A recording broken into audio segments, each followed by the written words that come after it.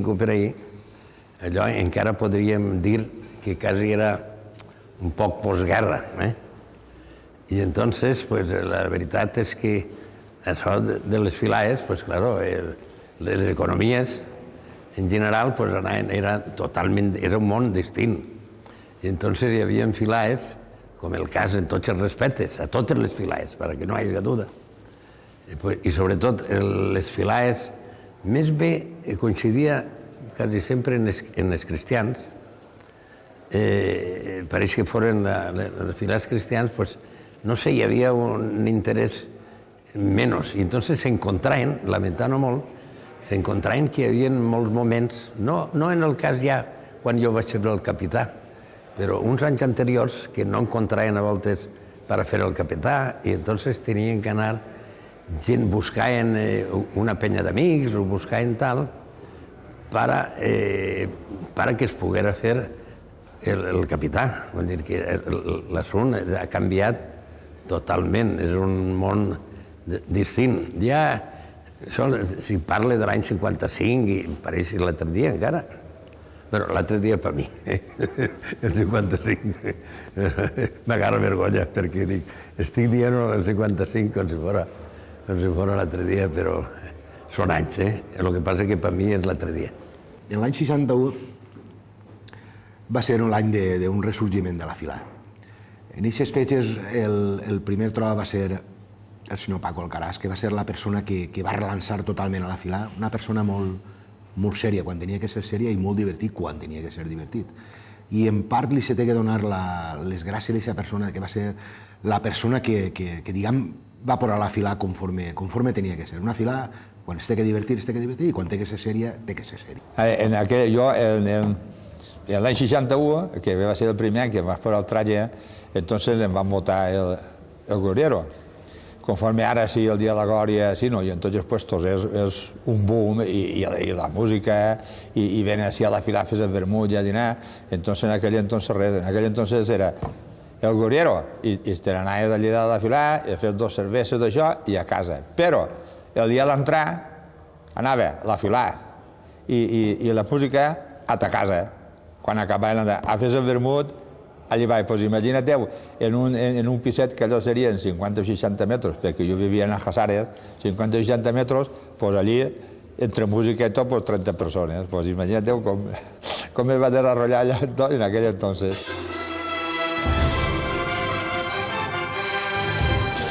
Sí, en l'any 63 la filà li van donar un premi de 500 pessetes per el primer premi de la Diana, que m'imagino que aquell serien molts diners, 500 pessetes.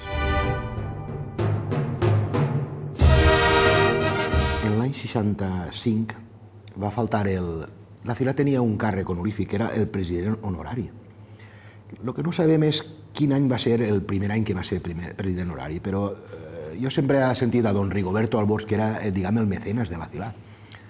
A voltes comentant a la gent major, qui era don Rigoberto? Don Rigoberto era la persona que adelantava els diners per comprar la loteria, que la filà, una filà humil, una filà de treballadors, no tenia aquests diners per adelantar els diners de la loteria, era el que pagava, crec que era les coques del dia Sant Jordi, per morar en la filà, crec que es feia una visita a los pobres i les coques que regalaven també les pagava don Rigoberto. I no ha sigut fester mai, no s'ha vestit mai. I era, diguem, el títol era don Rigoberto Albors, era president honorari de la filà. Que quan va faltar ell en l'any 66 va entrar el seu gendre, que era Miguel Cortés Pérez, i va ser president honorari, però tampoc tenim constància fins a quina fetge va ser president honorari. És un càrrec que totalment ha desaparegut, però queda constància de que havia president honorari. I era segurament el mecenes d'aquelles fetges. Gonzalo Ferra, que era inspector d'Hacienda. Gonzalo Ferra, el germà que era Enrique Ferra, que per descansa, mort fa poc, era un gran fester així. Un fester d'aixòs diferent amb nosaltres. Nosaltres som més bullissors o més trencadors. Ell era un gran amic meu.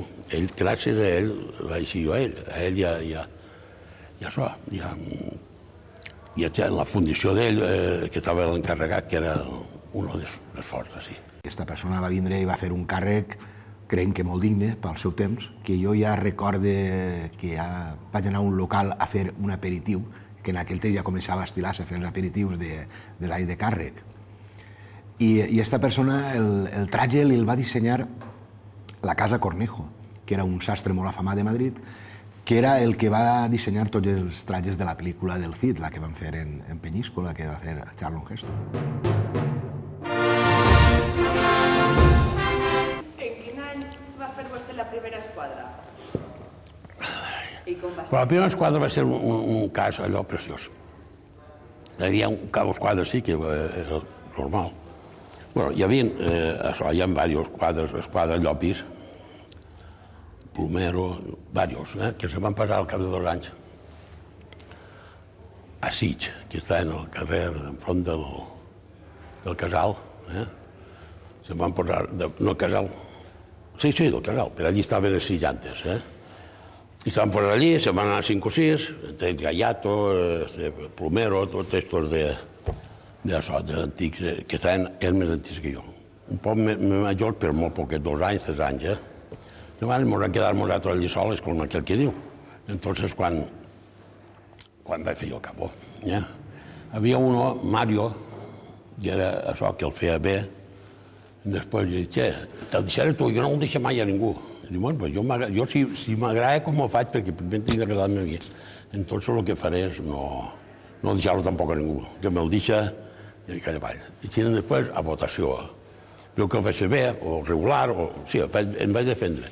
Però jo enseiava, després vaig dir això, jo que enseiava ara. Tu saps la jaqueta plotix? I l'orgullós que està uno. Mai, Déu senyor, si no que havia dit la bata. L'orgullós que estava allà, estava així. Pues el Ferio capità, jo diria que va tindre certa importància Juanito, l'Àguila, molt amic meu, i encara, és lo bonico que encara seguim sent grans amics.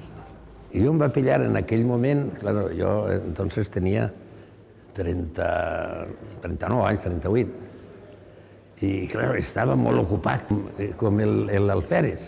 Ell vivia en Madrid, el Gonzalo Ferri vivia en Madrid, i ell ja li van fer algunes coses en Madrid. I van veure, entre ells va ser, me'n recorde, una casa que es dedicava molt a fer tratges per pel·lícules, tratges i coses de vestuaris, que era Cornejo. I Ferre ens va donar, Gonzalo ens va donar la idea, i Juanito i jo ho vam aprofitar també per anar a Madrid. També tenia la seva gràcia anar a Madrid, i fer alguna pillereta o tal, anar a Madrid, de festa. Jo ara veig conforme es preparen els capitans i tot això, i m'agarraria por. Possiblement no m'atrevira ara a dir vaig a fer el capità, perquè s'ha fet d'una manera que quasi és una responsabilitat. Possiblement avui, donant-se les circumstàncies que estan donant-se, jo diria que, no ho sé, m'ho hauré pensat molt.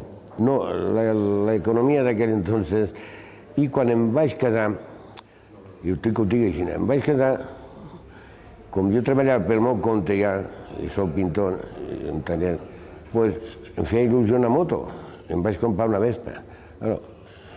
Comprar una Vespa, que la vaig pagar a plazo, i així a festes, en aquell entonces no pujàvem les coses a tant. I no vaig a fer festes. L'any de Felip